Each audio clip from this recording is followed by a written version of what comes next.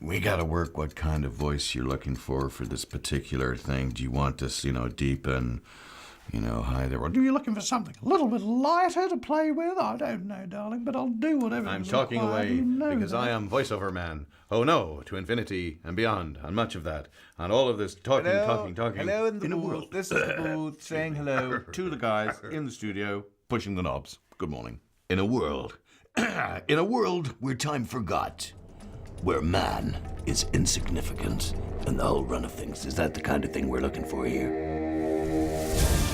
During the course of 1 week, the situation in the Middle East has deteriorated dramatically.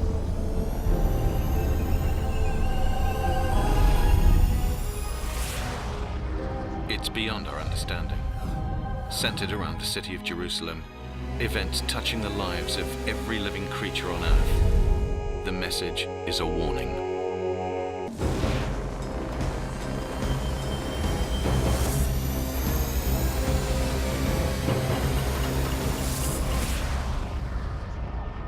How could you not be completely absorbed by that little trailer? And I'm very pleased to be back here.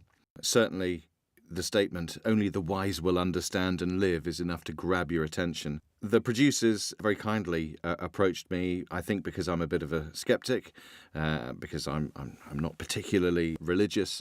It's a topic that is so interesting. They asked me if I would like to go on the journey of a lifetime. How could I refuse?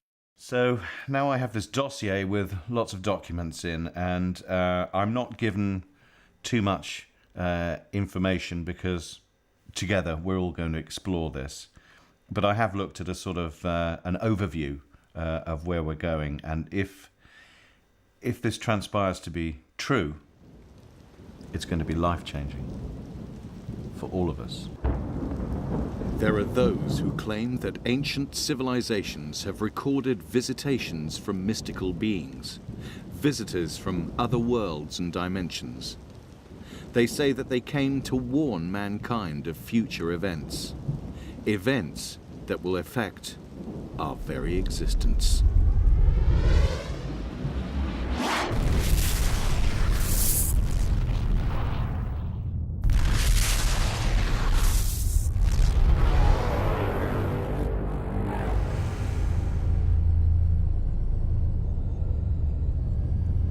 On May 14th, 1948, the first in the series of these events have become international news. It is claimed that now over 100 events have seen fulfillment with deadly accuracy. Tumultuous events are beginning to take place. Things are beginning to assemble that can place the human race in a situation it's never quite been in before in the same way to the same degree, but most people are so captivated by their own world and their own self-interest, their own pursuits, they're not seeing what's really happening, the gathering storm. There have been several major points in history where people thought the end of the world was impending and biblical prophecies were being fulfilled, but the world did not end. This time, it's different. The missing ingredient the previous times was Israel. That's no longer missing. It tells us not simply what is going to happen, but what we need to do concerning it or with regard to it. God gives the prophecy for our best interest, so we will know what kind of action to take in anticipation of these events. The question is it real? Is it actual? Is it so? If it is actual, if it is real, if it is so, that would be analogous to somebody saying, why should I care if there is a shadow on my x-ray? Why should I worry about a blood chemistry or a medical examination? What's it to me? If it's real, if it's accurate, if it is so, its consequences become unavoidable to you. These events that are overtaking the contemporary world, particularly focused on the Middle East, will be universally cataclysmic if the scriptures are correct. It will affect everyone on the planet, either directly or indirectly in some way. The consequences will be inescapable. You need to know what it means for you. Today, in the environment we live in, people cannot say, who cares what happens on Wall Street? Who cares what happens in the city of London or with the banking crisis? Directly or indirectly, you're going to be affected by it. It's going to affect everything from what you purchase, to your family holidays, to your retirement, to your pension. You can't say, Wall Street is so far removed from me, or what happens in international banks is so far removed from me, it's of no consequence to me. It is of consequence to you. We'll multiply that 1,000-fold. That is biblical prophecy. It does sound like a lot of science fiction. However, some of the headings that I've already seen are things that are happening now. So, in order to begin this journey, I think the first thing that we need to do is investigate the scrolls. Let's see if they can be authenticated. Let's see if they are what they profess to be.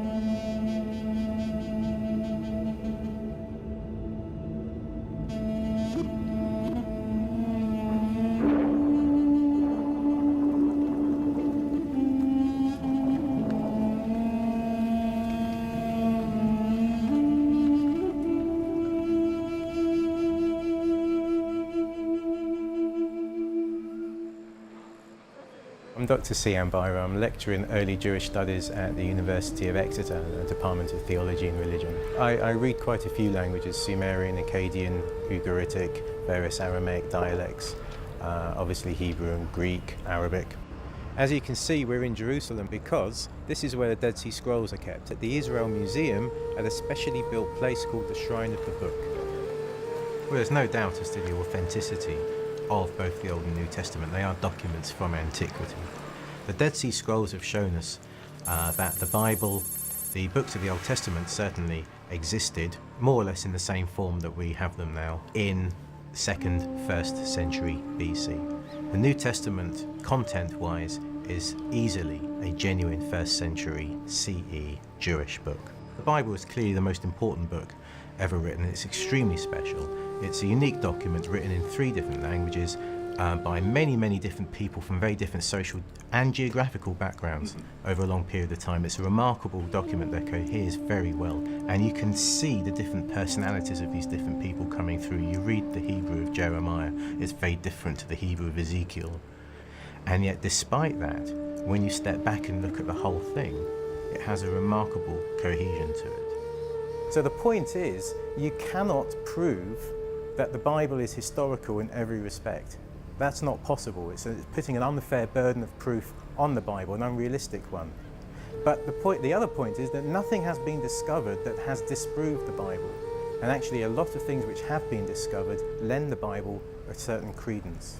The prophet Daniel predictively alluded to something developed and expanded by Jesus, where people would become so absorbed with day-to-day life, their own careers, their own family plans, their own marital plans, their own ambitions, that they would become oblivious to things eternal or any interest in God.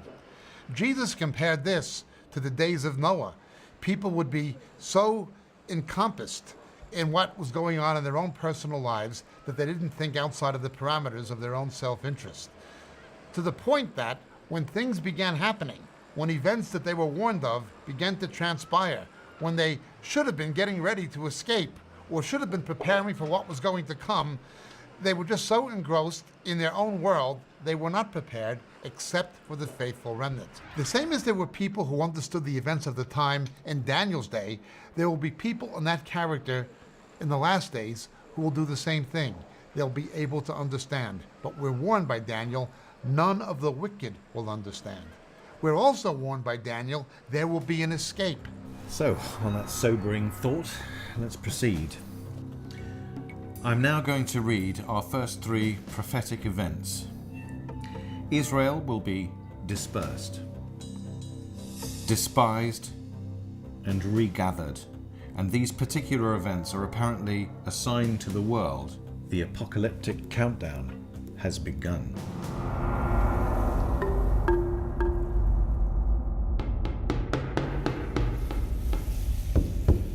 As Jesus warned, as Daniel predicted, the Romans would destroy Jerusalem and Jews became evicted progressively in the 1st and 2nd century from Jerusalem and from the area of southern Israel. They were dispersed far and wide, certainly throughout Europe Asia, even into Africa and into the New World. This happened. Then the Lord will scatter you among all nations, from one end of the earth to the other. Among those nations you will find no repose, no resting place for the sole of your foot. You will live in constant suspense, filled with dread both night and day, never sure of your life. History has been plagued by anti-Semitism towards the Jews. This hatred of the Jews, we hate you. Jews were persecuted in every nation in which they lived. It's not even logical. And it is predicted in the Torah of the Jews, in the book of Deuteronomy chapter 28 and Leviticus chapter 26, that these things would happen to the Jews. And the ugly history of anti-Semitism is foretold there.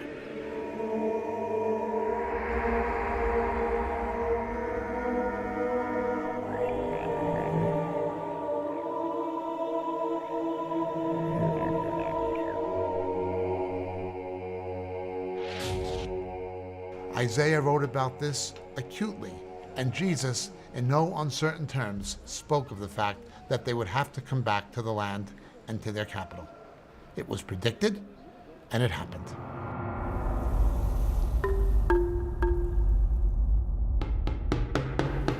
It says in Ezekiel chapter 37, verse 21, this is God speaking, and I will take the children of Israel from among the nations, wherever they have gone, and will gather them from every side and bring them back into their own land. Now, the point of this passage is there's never been a point in history where the Jews have been gathered back to the land of Israel and been given back their land and given back their nationhood from all the nations round about, except in 1948. How can this nation be reborn in a day? How can the Jews go back to this ancient capital after being scattered among the nations for nearly 2 millennia? The scriptures said that would happen. When you see the Jews back in the land of Israel and back in their ancient capital of Jerusalem, according to the New Testament, that is a sign of the end. Jews were yearning to go back to Israel. For centuries, we direct our hearts to our Jerusalem, the navel of the world, to us. Jews were hoping to come to Jerusalem all along.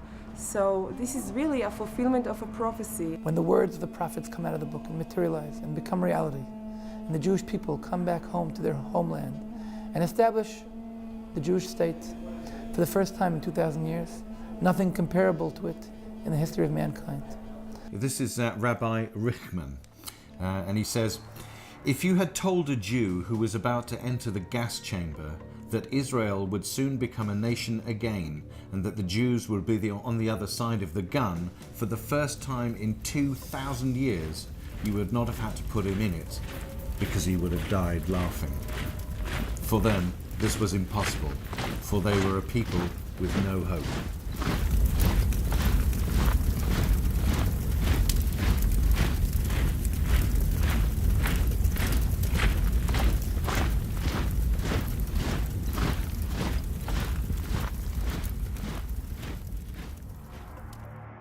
So we've looked at the prophecies of dispersion, and certainly there's every evidence to show that the Jews were dispersed from Israel. We've looked at them being despised. Adolf Hitler doing his very best to get rid of every Jew on the planet, hating them with a passion. Why? The head of Hezbollah says, if all the Jews gather in Israel, it will save us the trouble of going after them worldwide. Why do people hate them? Why is there such a strong anti-Semitic movement in the world? And the regathering, of course. 1948 sees the rebirth of Israel. It's interesting how the prophecies seem to be pretty accurate. This is a prophecy from Zechariah, and it's about 2,500 years old. And in the day I will make Jerusalem a burdensome stone for all peoples. All who lift it or burden themselves with it shall be sorely wounded, and all the nations of the earth shall come and gather together against it.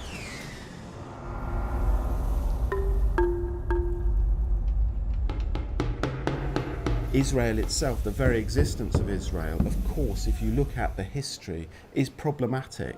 for Muslims across the region, because it was a country that had many faiths within it. The claims to that land are contested, and they remain contested. So a state, Israel, that claims to have single claim over that land, and a claim that is based upon a single religion, namely Judaism, is problematic for others in that region who also have some claim to that land. So there's a history that goes back not just into the 20th century, but for thousands of years. This situation is the focus of much international media and diplomatic attention in the current world today. It's unbelievable that a relatively small city and a relatively small country is getting such a disproportionate amount of focus continually, almost daily, in international media news. Let's understand certain things. Jerusalem is sacred to people of three separate faiths primarily: Christianity, Judaism, and Islam. All of them have, over the centuries, made historical and religious claims to the city for different reasons. It is for sure the original settlers of this particular city were the Jebusites, who no longer exist, but King David, of course, finally captured Jerusalem from the Jebusites, and there had been a Jewish presence even earlier, which Islam acknowledges, going back to the patriarchal period of Abraham, Isaac, Jacob, and so forth. The Jews are the oldest indigenous people that we have to be here. Islam essentially came here following the Islamic invasions after the time of Muhammad in the 7th and 8th century. It was not primarily Arab, however. It largely was Turkish through most of its history, and remained such throughout the period of the Ottoman Empire until it was conquered by the British under General Allenby in the First World War. The process continues. And though we were facing a major catastrophe, and the feeling was that the experiment of establishing a Jewish state was about to come to an end, someone from above had other plans. And within 6 days, we managed to overcome our enemies in each and every one of our borders, and to reunite Jerusalem as the capital of the Jewish people, the capital of the state of Israel, but the capital of God in the world, as was announced 3,000 years ago by King David. So, despite the huge resources of the Syrian, Egyptian and Jordanian military against a very tiny, limited Israeli army, Jerusalem fell back into Israeli hands in 1967 to become the capital of Israel again, even though the rest of the world would insist that Israel's capital is Tel Aviv. Jerusalem is not a settlement, it's our capital.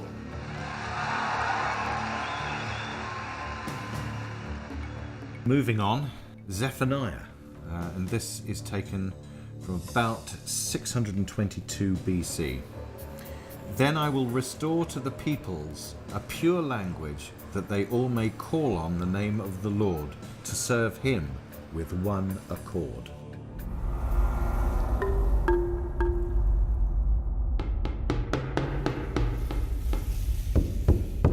When I ask you, Mashmech, what is your name?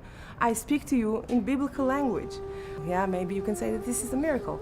You brought people from all corners of the earth, speaking, I don't know how many dozens of languages into one country, and you revived this beautiful sleeping beauty into a language of use. The dossier also tells me about another prediction by the prophet Ezekiel, some 2,600 years ago, and says that in the last days the ancient Jewish currency of the shekel will be revived. And guess what?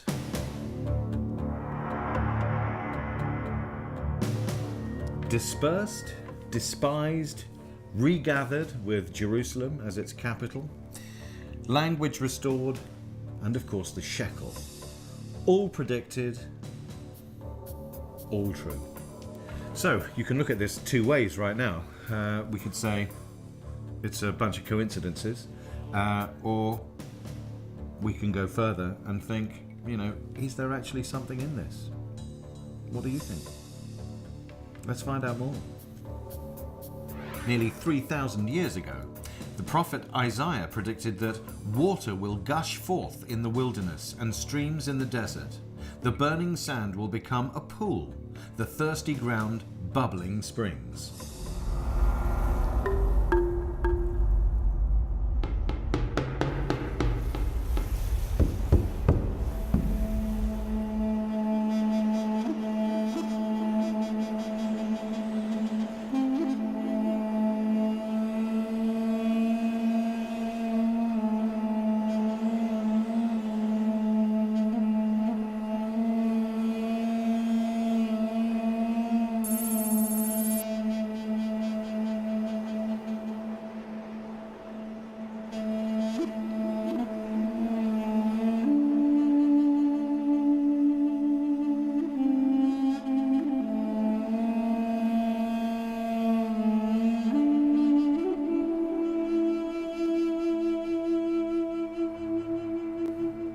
This is Isaiah 740 BC.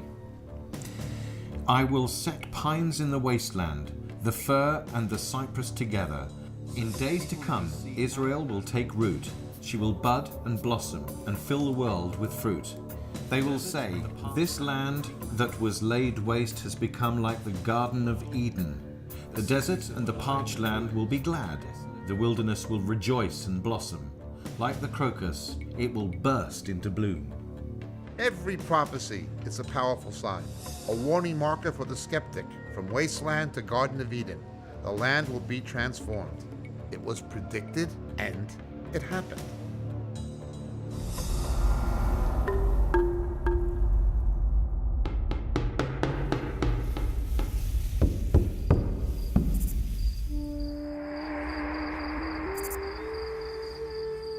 These are all predicted by the Hebrew prophets. When the restoration of the nation would take place, there would be a national reforestation, and Israel would become an agricultural producing nation. For the centuries when the Jews were not in control, the land was largely barren. When the Zionists first came here, it was largely either malarial-infested swamp or else desert. In fact, the Turks imposed a tax on the growth of trees. Well, once Israel became a nation in 1948, there was an intense national program of national reforestation, literally fulfilling this prophecy. And of course, Israel is the garden of the Middle East. You don't find so much agricultural land recovered from a desert wilderness anywhere else in the Middle East. Other nations would like to have it, but Israel has made the deserts blossom just as was predicted. First people who came here saw nothing but salty water, desert, and it was quite a big adventure. Right from the beginning, they would try to establish orchards. They tried to grow all kind of orchard. When I came into the business, I found plums, peaches, apricot, pears, and all kind of fruit. Now we have the biggest olive orchard in the country, and we are exporting the olive oil into the world. And it seems that it's going well. The mountains will drip with sweet wine. All the hills shall flow. I will bring back the captives of my people Israel. They shall build the waste cities and inhabit them. They shall plant vineyards and drink wine from them. They shall also make gardens and eat fruit from them. We see that happening now. Israel shall blossom and bud and fill the face of the world with fruit. Just some of the produce from Israel. Pomegranates, peppers, marble cake, baby peppers, melons, chocolate, and you can see somebody's already had a little nibble. Israeli wine. Smells good. Very good, very good. The transformation is remarkable, but it's come about because of a lot of hard graft from people working in kibbutzes over the last 40 years and financial investment and grown-up irrigation systems that have been put into place and so on, all of which every other country, given the finances in that region, could achieve. The spooky thing is, only Israel has managed to get itself together in this capacity. Now, is that just something that would happen because they're a smart nation? Or is it because it was foretold?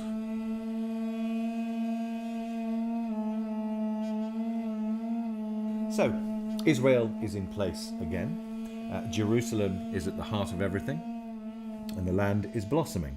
And my dossier tells me the predictions we're going to look at now are events that have been happening for many, many years. However, what gives these signs greater importance is that in the latter or last days, these specific events will increase in intensity and destructive force.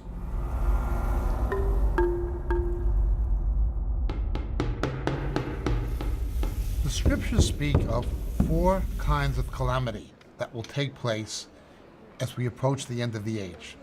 The first is largely environmental. Things such as natural disasters, pestilence, famines, things of this nature, increases of disease, food shortages, and so forth. So according to the prophecies, we will see an increase in catastrophes. Well, I don't think anyone here would disagree with the things that have been happening. You only need to turn on your television and you'll see footage of floodings, tsunamis, earthquakes. It seems all too common. In fact, so much so, I think in the last 5 or 10 years, we've seen so much television footage of these natural disasters that you're kind of used to it. It's not shocking anymore.